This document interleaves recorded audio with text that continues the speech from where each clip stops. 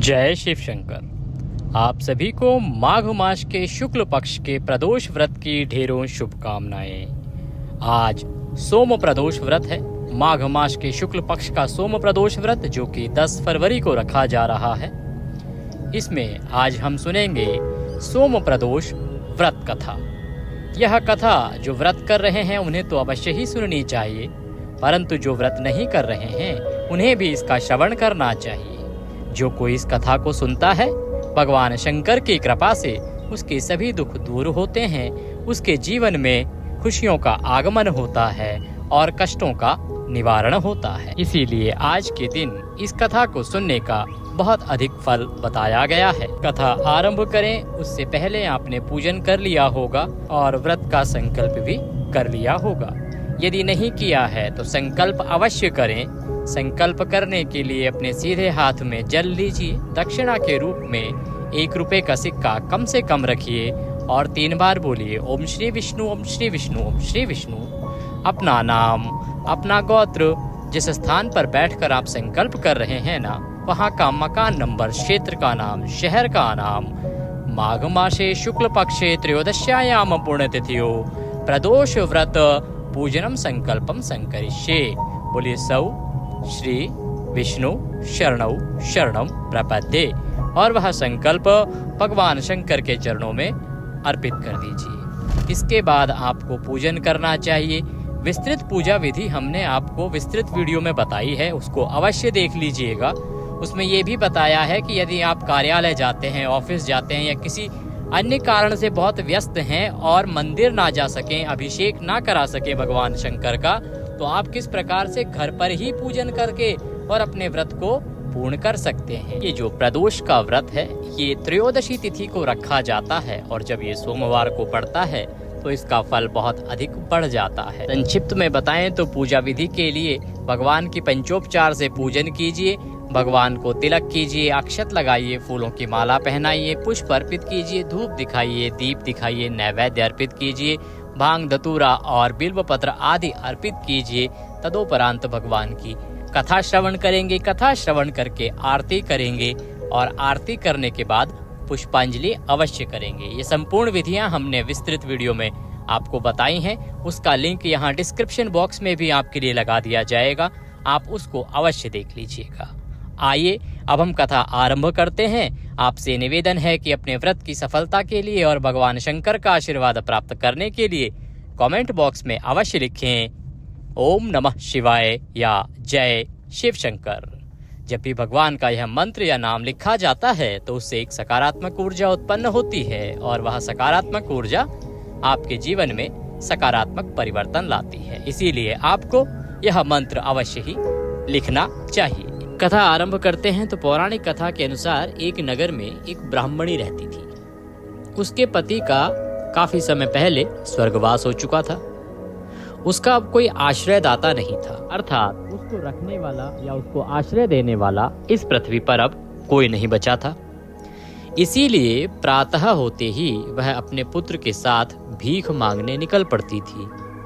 भिक्षाटन से ही वह स्वयं एवं पुत्र का पेट पालती थी, क्योंकि पति के स्वर्गवास के बाद ना उसके पास कोई घर था, ना कोई जमीन थी जहां वह खेती कर सकती थी, ना कोई पारिवारिक जन था जो उसका पालन भरण पोषण करता। इसीलिए वह भीख मांगती थी और भिक्षा मांगकर ही अपना तथा अपने बेटे का पेट भरती थी। एक दिन ब्राह्मणी भिक्षा मांगकर अपने घर वापस आ रही थी। जब वह वापस आ रही थी तो उसने रास्ते में देखा कि एक लड़का पीड़ा से कराह रहा है। उसने जाके देखा तो देखा कि वह लड़का घायल है और घायल अवस्था में बहुत अधिक पीड़ा होने के कारण, दर्द होने के कारण वह कराह रहा है। उस लड़के को देखकर उस ब्राह्मणी को बड़ी दया आई और दया के कारण वह उस लड़के को अपने घर ले आई। घर लाकर उसका उपचार किया। उपचार करने के बाद उसे पता चला कि वो जो लड़का है वो विदर्भ का राजकुमार है और शत्रु सैनिकों ने उस पर हमला कर दिया था, उसके राज्य पर आक्रमण कर दिया था और उस आक्रमण के कारण उसका राज्य चला गया और उसके पिता को बंदी बना लिया गया तथा राज्य पर भी शत्रु सैनिकों ने नियंत्रण कर लिया है, इसलिए वह मारा मारा फिर रहा है।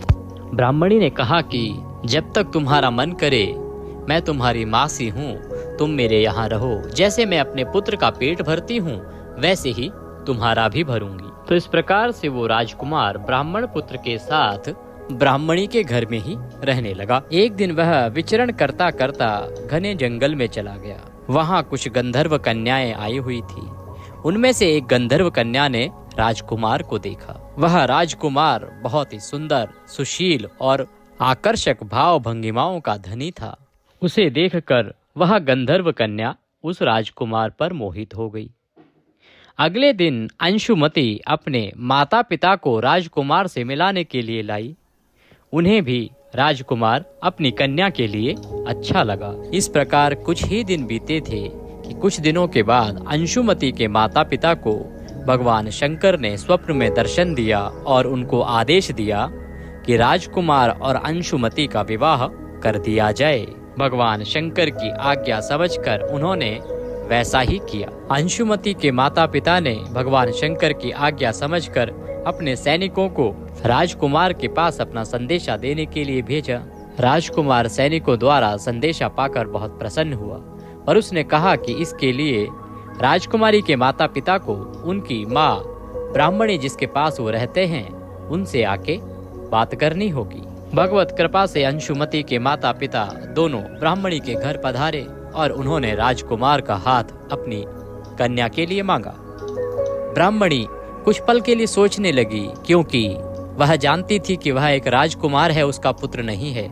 परंतु राजकुमार की सहमति जानकर उसने अंशुमति के माता पिता को हाँ कह दी और प्रभु कृपा से अंशुमति तथा राजकुमार का विवाह संपन्न हो गया। ब्राह्मणी के घर जब राजकुमार की पत्नी आई तो वह घर बहुत छोटा लगने लगा। ब्राह्मणी को लगने लगा कि कहाँ एक राजकुमार और एक राजकुमारी और कहाँ उसकी छोटी सी झोंपड़ी।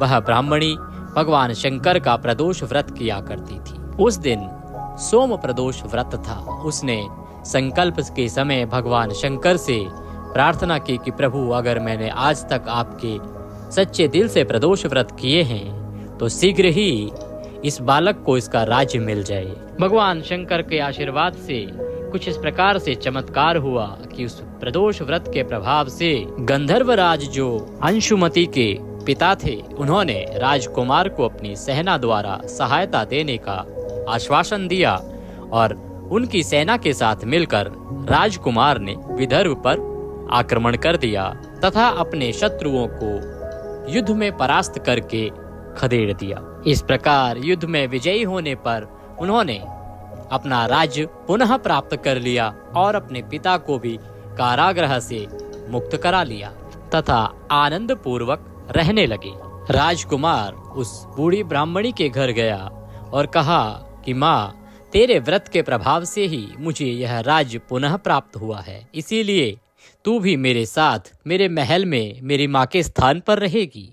और उसने ब्राह्मणी के पुत्र को अपना राज्य का मंत्री बना दिया। इस प्रकार ब्राह्मणी के प्रदोष व्रत के महात्म्य से जैसे राजकुमार और ब्राह्मण पुत्र के दिन फिरे, वैसे ही शंकर भगवान ने अनन्य भक्तों के दिन फेरे। कथा सुनने वाले, कहने वाले, हुंकारा भरने वाले सबको शुभ फल प्रदान करे। बोलिए शंकर भगवान की जय। इसी के साथ ये कथा यहाँ पर समाप्त होती है।